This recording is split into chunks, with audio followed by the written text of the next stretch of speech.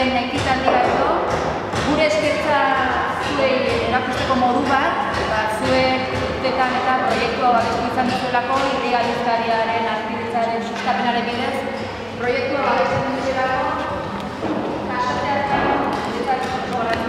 osotasunean hartzen duzuelako.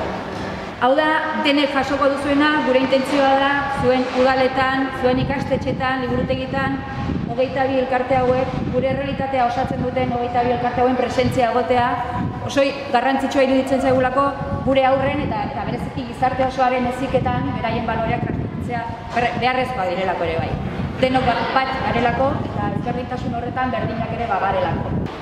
Itsas kultur faktoria honetara, sarreran ere hor jatu baldin baziate hori jartzen du, niretzat ametsen faktoria da, eta hau ezagutzen badezue edo orain aurretik ezagutu badezue edo orain ezagutzen badezue, ikusiko dezue zergatik esaten dudan, ez? Hemen ametsak, desioak, ilusioak forma hartzen dute, forma hartzen dute, eta forma hartuta gero gainera munduratu egiten dira, zabaldu egiten dira.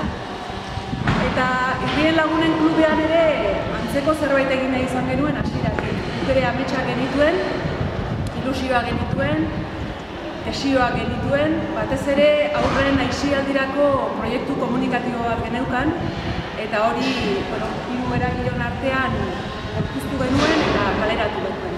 Ez garela geure zilborrari begira bizi ere, ez pixkat Irrien Lagunak sortu genuen hiru taldeen artean, pertsona daude lanean eta bar, baina jaio ginen ere garbi genuen elkarlanerako, zulanerako jaio ginela ere eta denon artean egiteko.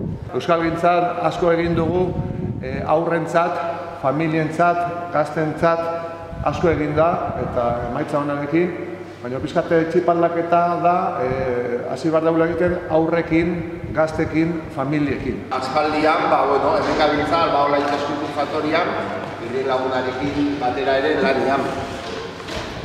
Eta uste dut leku honek oso ondo simbolizatzen dula Irrien Lagunaken espiritu hori, ez da?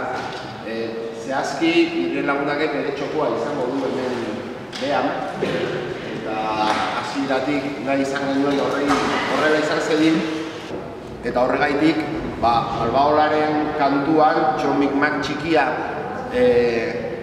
diskoan esaten duen bezala, gure ametsak esna betetzen dira lagunekin, gaur zuekin itsasoari begira.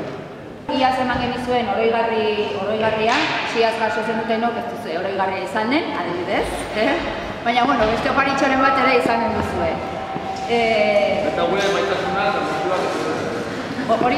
Hori beti.